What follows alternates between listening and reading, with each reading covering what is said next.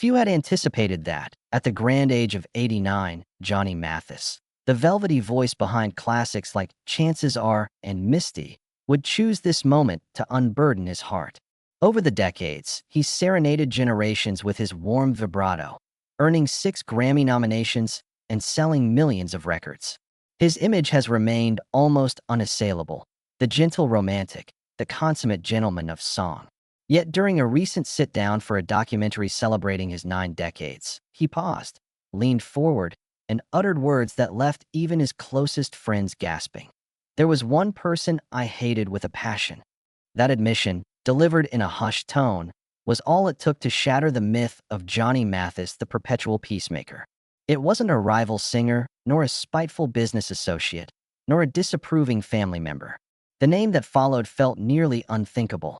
I hated Mitch Miller, he confessed, referring to the legendary A&R executive who signed him to Columbia Records in 1956. Miller, known for his stringent approach and hit-or-miss instincts, had guided Mathis through the early heights of his career. Yet behind the glitz of chart-topping ballads, an undercurrent of tension had simmered for years. To understand why Mathis sealed that revelation inside him for more than 6 decades, it helps to rewind to a moment in late 1956. A lanky 21-year-old fresh out of San Francisco State was thrust into New York studios under Miller's watchful eye. Miller insisted on song lists, curated arrangements, and a brand new identity. Abandon the jazzy phrasing and focus on pure, easy adaptability. Sing it like Mitch wants, Mathis recalled Miller demanding. The pressure shook him. Every lyric became a battleground between artistic instinct and executive command. The resulting record, Wonderful, Wonderful, vaulted Mathis into stardom. Yet the victory felt hollow. Miller's formulaic approach stripped away Mathis's unique inflections, replacing subtle emotional nuances with broad, formula-driven crescendos. The contrast between what audiences heard and what Mathis felt in his lungs every time he breathed into the microphone was stark. He performed night after night, satisfying the label's bottom line, while wondering if he'd forever be trapped in a golden cage of easy listening. With each passing hit, the gulf widened. Miller's demands grew bolder. Faster recording sessions, stricter schedules, even directives on how Mathis should style his hair and select wardrobe. At 17-hour days in the studio, Mathis found himself yearning for the freedom to explore jazz or gospel or Latin rhythms he loved in private. When he dared to mention a song inspired by Brazilian bossa nova, Miller brushed him off, calling it incomprehensible foreign nonsense. That curt dismissal marked the final straw. In the quiet hours before dawn, Mathis's youthful dreams collided with pragmatic fear. Should he bite his tongue to safeguard his career, or stand up to the man who held the keys to the record vaults? He chose silence. Year after year, single after single, he swallowed frustration, believing he'd rue the day he spoke out. So he pressed on, smothering resentment beneath polite smiles and measured gratitude. Now, decades later, Mathis admits he carried that hidden grudge like a small stone in his heart. For years I'd wake up feeling anger at the thought of how my own voice had been overshadowed, he said. I hated that he helped make me successful, and I hated how he nearly destroyed what made me unique. Rehabilitation came slowly. After leaving Columbia in the late 1960s, Mathis embarked on self-driven projects that reflected the full palette of his talents, from easy listening to soul, from standards to spirituals.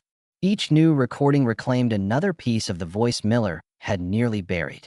That journey led to the catharsis he finally shared at 89. Forgiveness didn't come overnight, he reflected with a gentle sigh.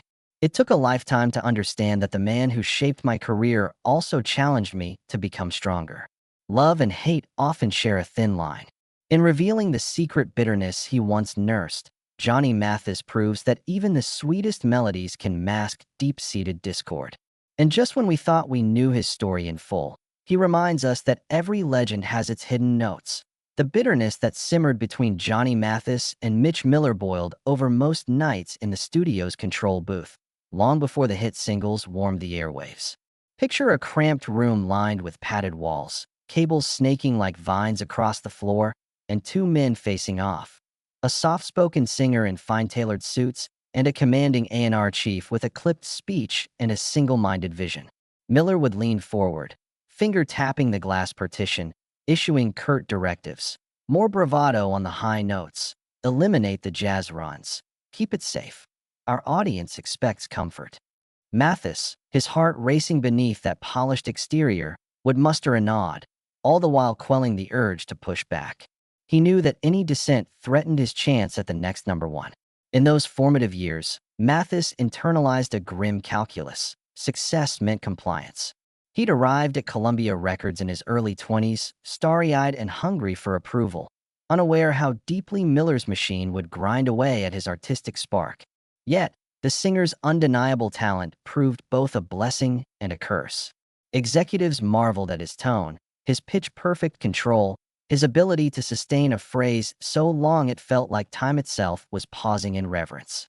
But Miller saw that voice as raw material to be molded into the era's most palatable product, a voice that might never soar through bebop riffs or croon in smoky jazz clubs, no matter how much Mathis dreamed of such freedom.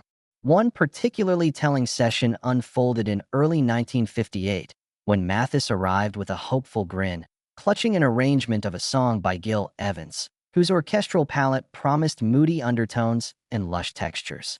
Miller barely glanced at the sheet music before tossing it aside. "Nobody's buying that," he snapped, the pages fluttering to the floor like wounded birds. "Stick to what works." Mathis felt a flush of humiliation as he watched the discarded score. That moment marked the start of his internal revolt. He'd vowed to shield his deepest musical impulses from Miller's pruning shears. Behind the scenes, Mathis managed his frustration through discreet acts of resistance. He'd slip onto late-night radio shows under aliases, quietly testing audiences' reactions to jazz renditions and Latin ballads. He'd invite close friends to private home concerts, revealing improvisations that hinted at the breadth of his undeveloped gift. These clandestine performances became a sanctuary, a place where he could reclaim the very voice he'd hidden behind layers of corporate polish. Yet, the thrill of these secret gigs carried an undercurrent of dread.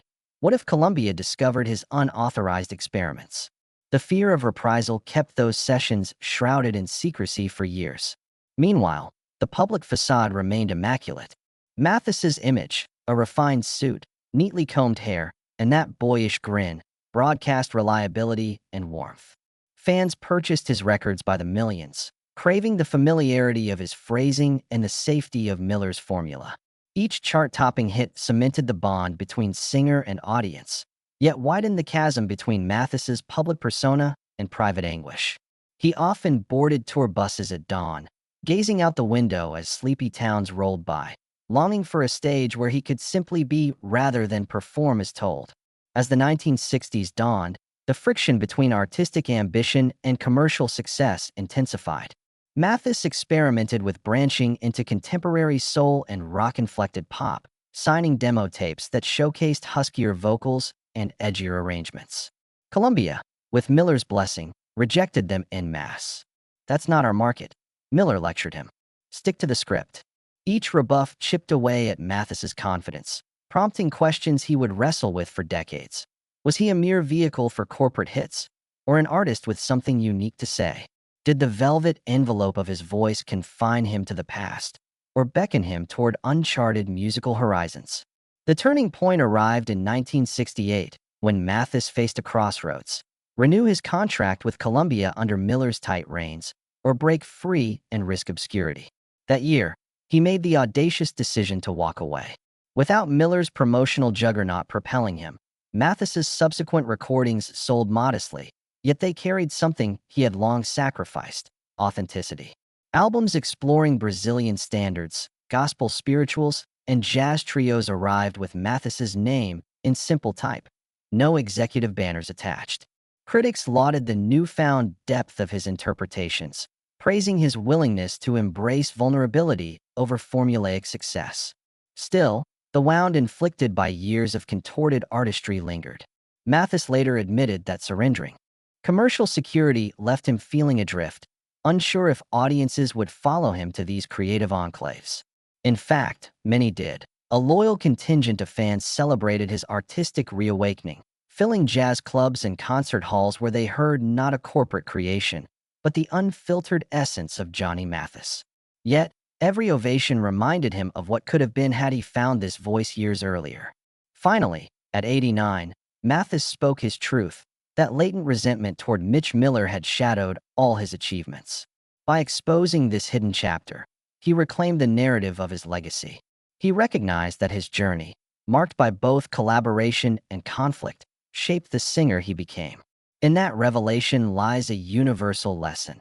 Even the sweetest triumphs can carry the bitter aftertaste of compromise, and only by confronting those uneasy notes can true harmony emerge. The years following Mathis's bold departure from Columbia proved as much a journey of self-discovery as they were a reclamation of his voice. Album by album, he peeled back the layers imposed by Miller's regimen, exploring Brazilian songbooks with Antonio Carlos Jobim's intimate ballads and diving into gospel classics whose emotional tremors resonated beneath his smooth veneer. Each recording announced a step farther from the gilded cage where Miller's doctrines once confined him. Critics applauded this renaissance, yet Mathis knew the sweetest applause would come when he finally addressed the root of his bitterness, a moment that remained unspoken until now.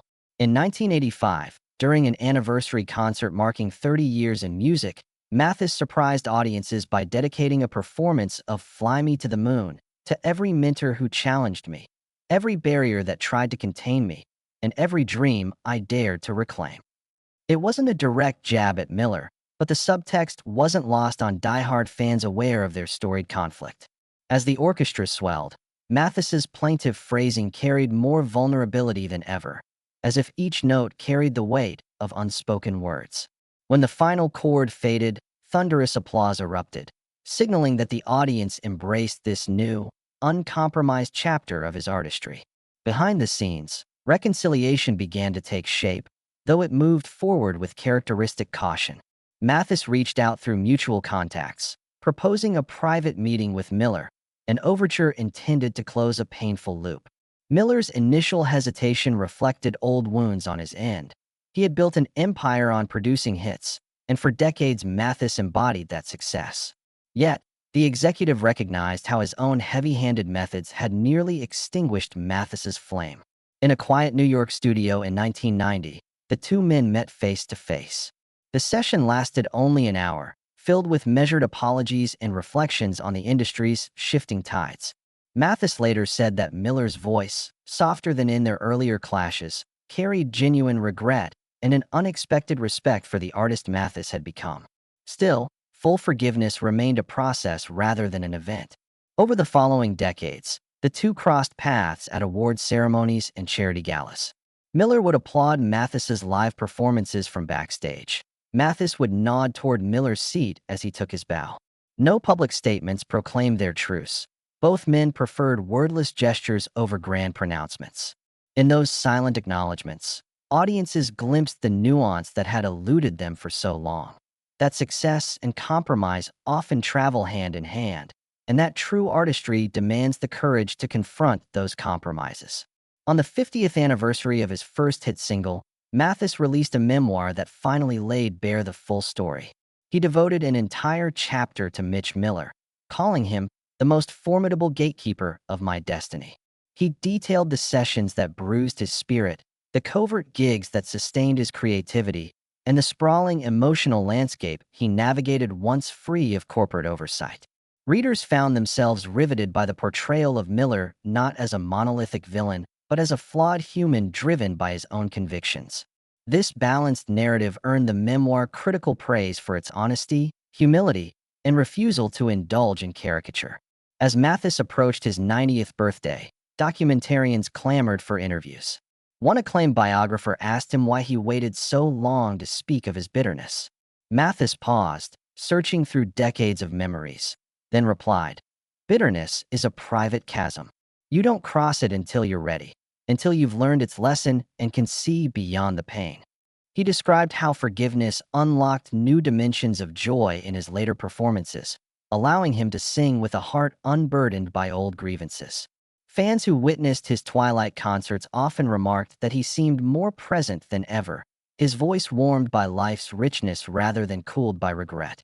Today, Mathis's legacy stands as a testament to the dual nature of creative collaboration.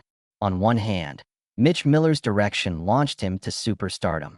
On the other, that same direction threatened to mute his unique spark. In confronting that paradox, Mathis teaches us that every gift can contain hidden costs, and every conflict harbors the seeds of growth. At 89, when he finally revealed whom he hated the most, he also gifted us a roadmap for turning resentment into reconciliation, for embracing both adversity and achievement as indispensable facets of our own stories. A.S. Mathis moved into his 7th decade of recording and touring. His renewed artistic freedom blossomed in unexpected collaborations and heartfelt projects that celebrated his journey. After parting ways with Columbia, he signed deals with independent labels that granted him creative control. He recorded albums of jazz standards, duets with soul luminaries, and even ventured into Brazilian and Latin rhythms at lounges across the globe. Fans who once knew him only from pop ballads discovered a man comfortable improvising on complex chord changes and deepening his voice with an intimate husk that revealed new emotional depths. Critics lauded his late career renaissance, celebrating the courage to abandon tried-and-true formulas in favor of interpreting classics through a personal lens. In a landmark live concert in Tokyo, Mathis brought standing ovations with his intimate renditions of Billie Holiday's Torch songs, reimagined in easy ballad tempos. His fans packed theaters from Seoul to Sydney to hear the gentle nostalgia of that one voice unbound by corporate constraints. That newfound respect among contemporaries also translated into mentoring roles. Institutions like Berklee College of Music invited him to teach masterclasses on phrasing, storytelling, and vocal nuance. Students recall how his slow, deliberate demonstration of a simple phrase could unlock pages of interpretive insight. He spoke of blending technique with tenderness, arguing that a singer's greatest tool is the space between notes. Those teachings now appear in masterwork texts on vocal pedagogy, ensuring his philosophy endures for future generations. Beyond performance, Mathis lent his voice to social causes that mattered to him. He contributed to benefit albums for AIDS research, sang backing vocals on an anti-apartheid single in the 1980s, and recorded adaptations of civil rights speeches set to orchestral soundscapes. Each project fused his signature warmth with resolute moral conviction, reflecting the same blend of vulnerability and fortitude that defined his career. In interviews, he credited these efforts with deepening his sense of purpose, finally recasting his platform as more than melodic entertainment, but a force for social awareness. One of Mathis's proudest achievements arrived in 2017, when his decade-spanning contributions were honored with a Grammy Lifetime Achievement Award. In his acceptance speech, he reflected on Mitch Miller's dual role as both gatekeeper and inadvertent catalyst, saying, "Every step shapes your melody, even the ones you never wanted to take." That line drew spontaneous applause across the auditorium, signaling that audiences now viewed his legacy through the lens of wisdom forged in adversity. In the wake of his belated confession about hatred, fans embraced a richer narrative that balanced triumphant success with lingering resentment. Social media threads lit up with reflections like, "The moment he spoke that truth, I finally felt the weight behind his voice." Music critics penned essays on how such revelations add depth to beloved icons, urging listeners to revisit Mathis's catalog with fresh ears. Streaming platforms reported spikes in playbacks of Mathis's earliest bossa nova tracks and seldom-heard studio takes, suggesting that the allure of hidden artistry rivals the charm of mainstream hits. Mathis's late-life revelation reminds us that even icons nurtured in gilded studios can dream in private of uncharted musical sojourns. His story balances on the edge of duality, celebration and critique, reverence and rebellion. At 89, when he finally exhaled that quiet grudge, he offered more than a confession. He offered a map for anyone forging a path between artistic integrity and professional demand. As audiences reflect on Mathis's rich body of work, they can appreciate the subtle notes sheltered beneath each velvet phrase. They glimpse a man who navigated the pain of compromise to unearth his true crescendo. And when he concludes A Serenade Tonight, decades removed from that first studio session, he stands not only as a living legend, but as a testament to the redemptive power of truth finally spoken. So listen closely the next time you hear Johnny Mathis's voice glide into those crystalline high notes. And remember that in the space between the scales, he carried both harmony and discord. Try not to gasp aloud, but the story didn't stop at that confession. In the weeks after his documentary aired, fans discovered Johnny's vault with fresh urgency. Unreleased studio takes, private demos, and midnight bossa nova sessions he had recorded under pseudonyms. Online forums dissected a previously unknown jazz rendition of Misty, with listeners marveling at the raw, bottomless timbre Mathis unleashed when unburdened by label constraints. Each new clip felt like a secret glimpse into the singer he might have become. As music historians dove into his archives, they found evidence that his rebellious streak predated the Miller feud. A memo from a 1961 session revealed an engineer's note. Johnny insisted on adding improvised vocal flourishes at the end of each cut. That anecdote redefines how we hear his early work, no longer simply as golden era ballads, but as experiments in frustration and longing, each flourish a spark of resistance against corporate polish. The release of the lost tapes, Johnny Mathis Remembers box set confirmed the appetite for this newfound dimension. When the set debuted, it topped the jazz charts, drawing younger audiences who craved authenticity over nostalgia. Reviews praised the collection as a time capsule of an artist refusing to stay silent, capturing the embers of his struggle with Miller in every breath, every piano chord, every seductive hush that Miller once deemed unsellable. Critical essays published in Rolling Stone and the New York Times dissected how his late-life revelation reframes his entire canon. Instead of pristine, easy listening, critics now interpret his velvety vibrato as a vessel for hidden discontent, each sustained note a subtle foil to the era's sanitized pop formula. Scholars teach courses on the double life of Johnny Mathis, exploring the interplay between commercial success and private rebellion, with Mathis's voice as the perfect case study. Meanwhile, streaming platforms reported a 100% spike in plays of songs banned from his own radio show in the 1950s, such as his jazzy Tenderly and studio improvisations of Cole Porter standards. Younger listeners posted TikToks comparing Mathis's smooth early takes to his unfiltered later versions, creating viral soundbite memes that spotlight the emotional stakes he waged for decades, long before fans knew the hidden story behind the melody. The ripple effect touched former collaborators. Producer Henry Gentry, who worked with Johnny in the 1970s, remarked in an interview, "Johnny's confession unlocked a new lens through which we hear every note he ever sang. It's like discovering hidden chapters in a beloved book." Gentry's recent remix of a 1974 track now carries subtle bass lines and piano motifs Mathis originally requested but were discarded by Miller's team, an homage to the singer's unacknowledged vision. At radio stations that once played only the hits, jocks manually queued up deeper cuts like Stop, Look, and Listen and Sway, as if unearthing treasures from a backroom vault. Documentaries and podcasts devoted entire episodes to the theme of artistic compromise, often pointing to Mathis's story as the paradigm. His voice now features alongside case studies of musicians navigating the tension between authenticity and commerce, inspiring new generations of artists. Even contemporary performers have paid homage. A rising soul singer released a tribute EP titled Love, Hate, and the Velvet Cage, weaving Mathis samples under modern grooves. She explained that learning of his long-buried anger inspired her to assert her own creative vision, even as a first-generation artist navigating label politics. Her lead single climbed the R&B charts, proving that Mathis's legacy of resistance still resonates. Back in his own life, Mathis has embraced the energy of this resurgence. He announced a limited tour across intimate jazz clubs, promising to perform his classics alongside those liberated demos. In a recent interview, he said, "I'm no longer frightened to share every layer of my voice, every ounce of feeling. At this stage, the truth is all that matters."